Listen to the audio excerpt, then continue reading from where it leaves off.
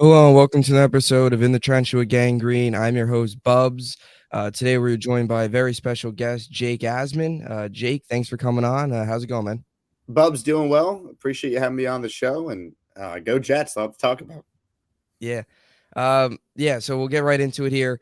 Obviously, the last time we talked was coming off of the week 3 loss to the Bengals, and we were getting ready to welcome Zach Wilson back against Pittsburgh, and we were all hyped up about that. And since that point, it's been a wild season. We've gone from Zach Wilson to Mike White, back to Zach Wilson to Strevler for a quarter, now back to Mike White. So, just your thoughts on the season as a whole, and now that the Jets have given a second chance, your optimism the rest of the way. Yeah, look, obviously it's still a very, very tough task for the Jets. I mean, the hardest part about their playoff scenario is they actually got to win two games here, right? I mean, they're Yeah. still alive, but they got to go out there. They got to win two football games on the road, which is never easy. But I feel a lot better about their chances now than I certainly did, leaving MetLife Thursday night when it felt like the season was absolutely over. So from Mhm. a confidence standpoint, look, Mike White being back is huge. I'm not going to sit here and tell you he's Tom Brady or he's the long term answer for the Jets, but I can sit here and tell you he is clearly their best option at quarterback to win these games. And it's not like these games are impossible to win. 1 week at a time. Starts this Sunday in Seattle. With Mike Mhm. White, they absolutely have a chance to win both these games. Yeah, you're spot on. And, Zach Wilson obviously really struggled. And that's kind of what I want to get into next here. We'll start off with the quarterback situation. We'll get to some other pieces with the offense. You just talked a little bit about Mike White. Where do you think it went wrong with Zach Wilson, and why has he not lived up to the number 2 overall pick label? And now that Salah said yesterday he's not playing the rest of the year and barring injury. Yeah, I think it went wrong just from a Zach Wilson standpoint, him not being able to be consistent. For every wow throw he would make, for every Mhm. awesome escapability type play he would make, there'd be what 4 or 5 just horrendous Yep. plays after that. There was just no consistency from Zach Wilson, and it's unfortunate because when you watch him play, obviously the stats are horrendous, but you see the ability, you see the talent. Like there's a reason why he was picked second overall, and if you actually watch the games, you see it. He has just been unable to operate this offense with any consistency. His processing speed is too slow. It seems like he's unsure at times where to go with the ball, gun shy to kind of make a Mhm. quick decision and get the ball out. So everything that really could go wrong has gone wrong for Zach. And now I think at the beginning of the year, he was making mistakes, but his confidence wasn't shot. I think we've seen it in these last two games, specifically that Thursday night game against the Jaguars. He's shell shocked. He looks like a guy that has no faith, no confidence in his own ability. And when you lose confidence as a quarterback, it's very tough to come back from that. Yeah, and you made a great point with the Thursday game. He looked lost out there. And then, with the fans booing him, as you mentioned, zero confidence, and he's not playing anywhere close to NFL caliber quarterback right now. So, what do you what is your feeling about his future here? Do you think they get rid of him this offseason? Do you think they bring him in and have him as like a third string next season? What do you think his future is here with the Jets? Most likely he's probably not the starter, not the guy. But your thoughts on, is he on the roster next year in some way, whether it's a backup, third string, whatever it is? I'd be a little surprised given how these things tend to work. I think it could be the best case for Zach Wilson if he wants to change the scenery. If he's going to be a backup, Mhm. which I believe he would be next year, at least going into the year, I Mhm. feel like maybe he'd want to be a backup in a different city, less scrutiny, less pressure on him. Kind of could be in the background doing his thing. I think there's a very strong chance, Bubs, that the Jets probably trade him. Now, I'm open to the Mhm. idea of him being on the team, but I got to Mhm. know who the other quarterbacks are that are in front of him on the depth chart. Because Yeah. really, there's no scenario where you go in the next year and you're like, yep, here you go, Zach Wilson with a win now team. You're going to be the Yeah. guy in year three. They won't do that. So Yeah. I'm open to him maybe being on the team. But I think if you kind of read through the tea leaves and that Jake Glazer report coming out the other day, I think all signs point to the fact they'll trade him. I think Zach would welcome a trade as well, Mhm. fresh start somewhere else, as we talked about. So I'd be a little surprised if he's on the team. Yeah, I would too. I think a fresh start would be definitely good for him and good for the Jets. It'd be good for both sides, and almost like Darnold, go to a small market team where the media is less harsh and the pressure is not as big as it was here in the bright lights of obviously New York and playing for the Jets and being got to be that guy. One more thing about Zach, then we'll move on. Do you get the feeling that the players as a whole I guess with the rhythm of the offense and then even to the defense side of the ball, play just with a lot more energy and confidence with Mike White out there than they do with Zach, having more belief in Mike White? No question. Like Zach Wilson, for lack of a better word, he's kind of like an energy vampire. Like you feel it. Like Mhm. when Strebler Yeah. came in the other night, like the crowd was juiced up. You could see like the magically the running game got going with the offensive line blocking. Guys were getting like there's just a different level of energy when a quarterback's out there not named Zach Wilson because they don't have faith. Unfortunately, it feels like in his ability to operate this offense. Like even against the Lions, where Zach threw for 300 yards, a lot of that was like just scramble, make a big play downfield after maybe he took a bad sack on the previous play that put him in 3rd and long in the first place. Like there's no rhythm and timing with Zach Wilson. And I think the offense kind of feels that where it's like the total opposite with Mike White. You get a sense there's just total confidence in his ability to Mhm. stand in the pocket, deliver the football within the scope of the offense. And really, I know Mike White's not a mobile quarterback, but he does a really good job sliding and stepping up in the Mhm. pocket. So he's got a good feel for the game. And with Zach, it's like the total opposite. So I think there's a clear like energy zap with Zach, unfortunately. And with Mike White, the hope is he comes in, guys rally around that, and they go out there and have a good offensive performance on Sunday. Yeah, I totally agree. Great point. Talking about, Mike White stepping up and playing within the offense, which is something that Zach, as you mentioned, does not do a very good job of. So moving on from the quarterback position, got to go to Garrett Wilson here. He has been phenomenal. He's 4 yards away from 1,000-yard season. Do you, I guess, has he exceeded your expectations for the year? Did you expect this much out of him this early on in his career in his rookie season? And do you believe that he'll be the offensive rookie of the year? I can answer your last part of your question right away. Yes, I believe he'll be the offensive rookie of the year. What he's done has been sensational. I mean, think about Mhm. Garrett Wilson this year, Bubbs. If he just had competent quarterback Yeah. play for an entire season, if he didn't have 3 games of Joe Flacco, if he didn't have 9 games of Zach Wilson, and if he honestly, I think Mike White's a competent quarterback. If he had Mike White all year, it's a totally different situation. I mean, Garrett Yep. Wilson has 4 touchdowns this year. They came in 2 games. They came in Cleveland and Yep. they came against the Bears. Zach Wilson wasn't the quarterback for either of those games. And once Mhm. again, I hate having to criticize Zach because I really do like Zach, but facts are facts. Garrett Wilson's numbers when anyone but Zach Wilson throwing him the ball are significantly better. He's been awesome, man. He's going to go over 1,000 yards as a rookie in an offense that really has lacked any sort of consistency because of the quarterback play, especially early on when they were a ground and pound team led by Brees Hall. Garrett Wilson was kind of like an afterthought in this offense. Like he was making plays, but it's not like he Mhm. was getting targeted 10 plus times a game. So for him to go out there and have the year he's had, despite the issues that we all know at quarterback, is a testament to his talent and just how good he could be going forward. Yeah, I mean, yeah, and the word you said there, consistent in quarterback play is really what I take away. That's just showing, as you mentioned, without any consistency at the quarterback spot. Seems like there was a new starter every 3 weeks. He was still putting up these big numbers. Not to try to focus too much on next year, but do you believe he can get in the category of a top, 7, top 5 receiver the next year or two if we get consistent quarterback play, whether that's Mike White or whether it's an outside veteran? There's so many good receivers in the NFL, so it's tough to like Yeah, say, oh, he's definitely top 5 because like yeah, you can name 5 receivers right now, and they're like, yeah. it's unreal just how much talent there is in the Mhm, NFL.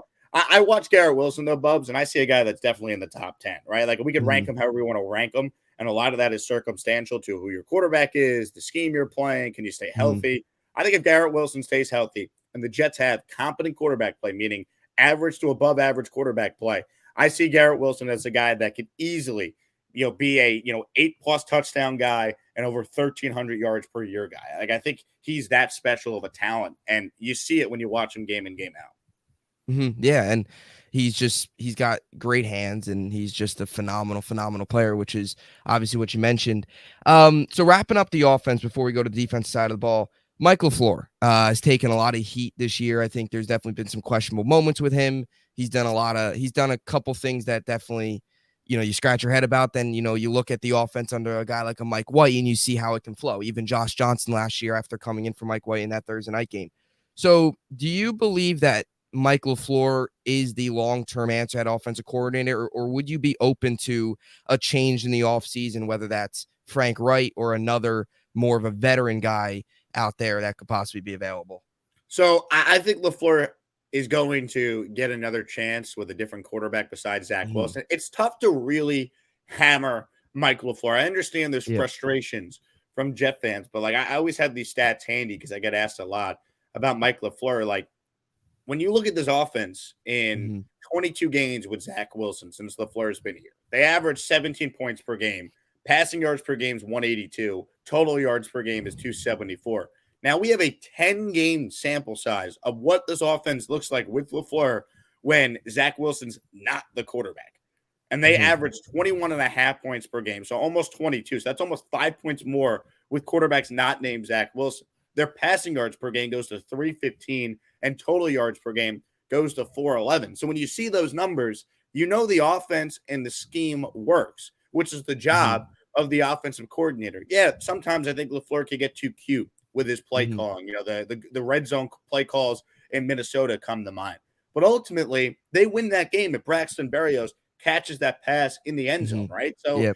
I think from a big picture perspective, let's see what Mike LaFleur could do here these last two games with Mike White before we say he can't be a good OC or he's terrible. Like compared to other Jets OCs, he to me he's way better than what they've had previously. Mhm. So I'm willing to be a little more patient with him than maybe most, just because last year every Jet fan wanted to fire Jeff Ulbrich, and now here are the Jets with the top three defense in the league. So I think we got Yeah. to be a little more patient and see what Mike White could do. And if it's not Mike White next year, see what a veteran quarterback who the Jets bring in can do with Mike LaFleur as his play caller. Yeah, excellent point. And the numbers, as you mentioned, love those numbers. Those are spot on to show what the other quarterbacks have done in the system. It definitely can work. It's just a matter of the right quarterback, it seems. And with all the weapons around the quarterback, this offense can do some serious damage, and that has shown. So now moving on to the defensive side of the ball, where you probably have the defensive rookie of the year in Sauce Gardner. We'll start with him. Your thoughts on Sauce Gardner and DJ Reed, that secondary tandem, which has been phenomenal this year. Your thoughts on them? And similar to Garrett Wilson, did Sauce exceed your expectations? And how do you feel about him, in the coming years? And most likely, I would assume he's defensive rookie of the year. Yeah, Sauce is amazing. I mean, I did not expect this. I don't think any Jet fan could have Mm-hmm. expected a corner, which other than really quarterback, they say that's the hardest position in the NFL for a Yeah. rookie to get acclimated and play. No one could have saw Sauce Gardner being arguably the best corner in the NFL this year. Certainly Yeah. in the top three, running away with rookie of the year, going to be an all pro as a rookie. You're nuts if you thought that was going to be the case this year. I thought he'd be good. Like you don't take a corner fourth Mm-hmm. overall if you don't think he's going to go out there and be a good player for you. But to expect this, no one could have expected how good he's been. I mean, I look, Darrelle Revis is my favorite Jet of all time. Yeah. There was not any scenario where Revis in '07 was this good as a rookie. Like Sauce is already, I'm not saying Mm-hmm. Sauce is better than Revis overall. That'd be nuts. But Sauce is ahead of where Revis was at this point in his career to put it in proper context. And really, you look at what DJ Reed has done. I think this is the best 1-2 combo the Jets have had since Revis and Cromartie. I might take this Mm-hmm. combination over Revis and Cromartie, to be totally honest, because then you throw in Michael Carter as your slot nickel corner, and he's been really good this year. So the Jets Yeah. never had that third corner with Rex Ryan. They tried with Kyle Wilson. They tried with other names who are all stunk.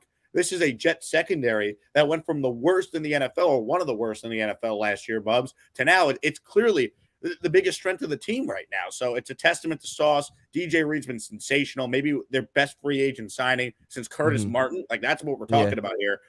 Just phenomenal play they've been getting from Reed and obviously Sauce.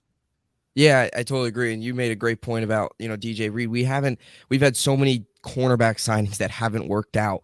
The days of Tremaine Johnson, which was an awful, awful move, Buster Screen and Daryl Roberts and all these different corners. It's a breath of fresh air to finally see three guys, and they're all young and making, serious and big time plays in these games. So it's been great to watch secondary. Now we move to Quinnen Williams, who has got to get some, defensive player of the year votes. He made the only play on Thursday Night Football Yep. that was worth getting excited about, with the strip sack on Trevor Lawrence on the third play of the game. Your thoughts on Quinnen Williams, and do you see the Jets, throwing a bag at him this offseason, extending him to a long-term deal? No question. Look, Quentin Williams, this is everything you thought you were getting when you used the third overall pick on the guy. It took it a little bit. Obviously, he wasn't this dominant in his first or second year, but he's Mhm. gotten better every year to his credit. And this year, second year in this scheme, playing with some other good pass rushers around him, playing with a really good secondary. It kind of has all allowed Quinn Williams to have a monster year. I mean, he's had, an Aaron Donald, TJ Watt, Chris Jones level year. He's got 12 plus sacks as an interior defensive lineman, Mhm. which is just incredible. Yeah. He's been amazing. And we saw in the one game he missed, they had absolutely no semblance of a rush against the Detroit Lions. And that was a big reason why I believe, even though the defense allowed 13 total points, why they lost that game. Quinnen's unbelievable. He absolutely will be paid. This is what you do. When you draft the guy that Mhm. high and he turns out to be a great player, you have to keep that player. It sends the right Mhm. message to the rest of the team that you draft, develop, and then pay your own. They will pay him. And I project Quinn Williams getting a contract probably worth about $24 million a year. Aaron Donald makes the most at that position at Yeah. 30. Chris Jones, I think, is number 2 at 22. Quinn probably is going to shoot for 23, 24, maybe $25 million per year, and you pay him. He's worth it. He's been that good. Mhm. Yeah, I totally agree. And I wanted to get your thoughts too on the rest of the defensive line. They have a lot of depth, but do you feel they still need to look at possible more depth options this offseason after what we saw happen in that Detroit game? Because without Quinnen, they generated zero pressure. Does that concern you at all?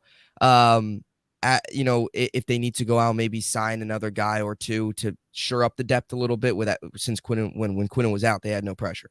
Yeah, no doubt about it. I also think, when you look at like the salary cap ramifications, like there's a good chance they decide to either waive Carl Lawson or say, hey, we'll bring it back. But what, $15 million a year is Mhm. too much. You got to take a pay cut given your level of production if you want to stay on this team. And he might say yes, because it seems like Carl values kind of consistency and continuity. So maybe you can get him to renegotiate his number. They do need more pieces there, just because you said it best. Without Quinnen, they didn't have a pass rush. But I think next year, you have more Bryce Huff, assuming they keep him. I think they will. You have more Jermaine Johnson, who you drafted in the first round. And this has kind of been like a developmental year for Jermaine. He's played Mhm. well when he's had opportunities, but it's Yeah. not like he's out there playing, a ton of snaps every game. Mhm. And then you have Clemens, who's also flashed as a fourth round rookie, Michael Clemens out of Texas A&M. So there's depth on this team that I think over another full offseason, another full year in the system, they're going to blossom and be better with another year in this defense. So I could see, Lawson being a cap casualty. I could see JFM potentially being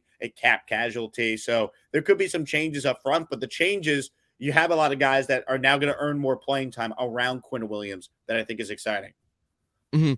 Yeah, and you mentioned Bryce Huff. Bryce Huff. Do you feel that his playing time this year has been maybe not enough? And would you like to see more of him these final two games to generate, more pressure on Gino and Tua? No question. No question. I think they should. The best players should play at this point, and I think we need to see more Bryce Huff. I'd like to see Mhm. more Jermaine Johnson on this defensive line. Carl Lawson and JFM just have not gotten it done. I think at the level at which we were hoping to see them do it. They've had Mhm. moments, there's no doubt, but I would like to see Huff and Jermaine play a lot more down the stretch. Yeah, I would too. I mean, I think when he's out there, he doesn't play a ton. He's always around the quarterback and making a play. Go back to that big play against Buffalo on Josh Allen, in the Week 9 game. So now moving on from the corners and the defensive line and Quinn Williams. Your thoughts on CJ Mosley? Got elected to a Pro Bowl this year, leader on this defense. Your thoughts on him and his play this season? Look, he's obviously had, a very good season overall. I know there's a lot of Jet fans who just remember CJ Mosley's season, unfortunately, being defined Mhm. by the play in Buffalo where he jumped over the center and it Yeah. ultimately led to a Bills touchdown before the half. I think that's a little unfair to only lump CJ Mosley into that. You hear the Mhm. way Salah talks about Mosley, how he's the captain of the defense and he gets everyone in the right spots and, he's the unsung hero. And, the fact that he was voted to the Pro Bowl, he was only fifth in fan voting at his own position, meaning that the coaches and players around the league bumped CJ Mosley up to a point where they acknowledged he's having a spectacular season, a Pro Bowl level season. So he's been good. He's another guy that I believe if he's on the team next year, though, he's likely going to have to renegotiate his deal and take a pay cut because he's just Mhm. making so much money. It's not Joe Douglas's fault. That was a McCagnon contract, but it is what it is. I'd like to see CJ Mosley here next year, but I do think they need to continue to add at linebacker. That is something they could get better, around CJ Mosley going forward. Yeah, you mentioned the adding at linebacker. Do you see them adding through the draft with more youth since it's more, Quan and CJ Moser are two veterans right now? Obviously, they have Quincy, who's younger, but do you see them more youth at linebacker this offseason? Yeah, I think linebacker is definitely a need, something they could address in the draft. Maybe they add someone in free agency as well. It's not like a glaring weakness, obviously, but you're always Mhm. looking to improve and get younger at positions. So that's certainly an area where I could see them doing that. Yeah, and do you see them adding more at safety too, which has been a little disappointing this year at times? Yeah, definitely. Safety, I think, is a need. Lamarcus Joyner has had a nice season, but obviously now he's hurt. He's an older player. I think a better safety next to Jordan Whitehead will unlock his full potential in this defense. Yeah, I agree. I think the safety definitely is a need, but I hope, hopefully Whitehead has a better year next season and becomes that really big thumper that we expected him to be when we signed him in the first place. So, wrapping things up here, we'll go to Jeff Ulbrich and then we'll go back to the offense. What does Jeff Ulbrich and this defense need to do to win these final two games and get into the playoffs? Bubbs, I think it's forcing turnovers. When the Jets were rolling at the beginning of the year, that defense was ferocious and forcing turnovers. Yeah, the points per game is important, and I'm going to Mhm. defend the defense overall because I think it's unfair to expect them to be perfect every game. Like a quote unquote bad defensive performance by the Jets last Thursday was giving Yep. up 19 points to the Jaguars. Like your offense scored three, you don't have a chance to win, no matter how good your defense is if you only score 3 points on offense. So and they didn't even really score 3 points on offense. Quinton Williams and Greg Zuerlein scored 3 points on offense in that game, if we're being honest. So, Yeah. really, I think this defense has to force some turnovers. Now, Geno Smith's not necessarily turnover prone, but can you recover fumbles? Can you find a way to get your hand on a football, tip it, and get an interception? You got to win Mhm. the turnover battle down the stretch. I think Mike White gives you the chance to do that because I don't think he's going to throw you a ton of picks here. I think it's going to be on this Jets defense to continue to do what they've done all year, which is hold teams scoreless or keep them out of the end zone, but they got to force some turnovers these last two games if they're going to win out. Yeah. And then going on to the offensive side of the ball, do you what do you think what do you believe they need to do offensively? Force turnovers on defense. What do they need to do offensively, Mike LaFleur and Mike White in this offense to win the final two games? Since they just don't have a running game really with all the injuries on the offensive line, losing Brees Hall, I think Michael Carter is playing through an injury right now. I really think they need to use their short pass game as a way to kind of set up their running game. We Mhm. saw this against the Vikings. What Mike White does really well is that he gets the ball out really quick. His time to throw is 2.52 seconds. Zach Wilson's time to throw is 3.06. That is a significant increase when you talk about the context of an NFL quarterback.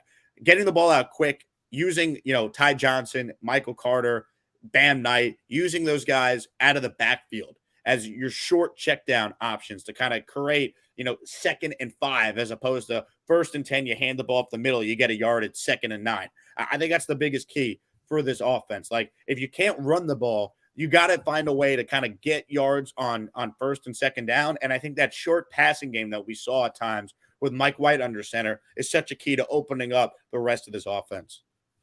Yeah, you're spot on with both offense and defense, forcing turnovers, and obviously just as a general offense flow and rhythm and need to, score points and get to the end zone. So now to close things out, what is your out of 10? What would be your optimism level of them getting to the playoffs and your score prediction for Seattle this weekend?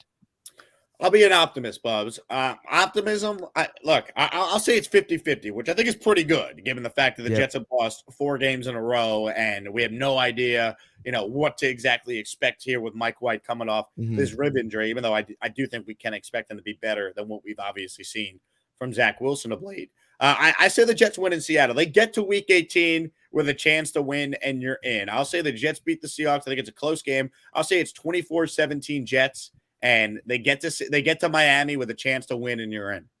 Do you think that Miami game would get flexed if New England or yeah, if New as long as New England loses one of its next two? Do you see that getting flexed Sunday night? Yeah, I do. I do. I see that. I see that game getting flexed, assuming New England were to lose to Miami this Sunday. Yep. All right, I'm hoping that's correct, and I'm fired off these final two games. So to close things out, tell everybody where they can find you, social media, your YouTube channel, and all that good stuff.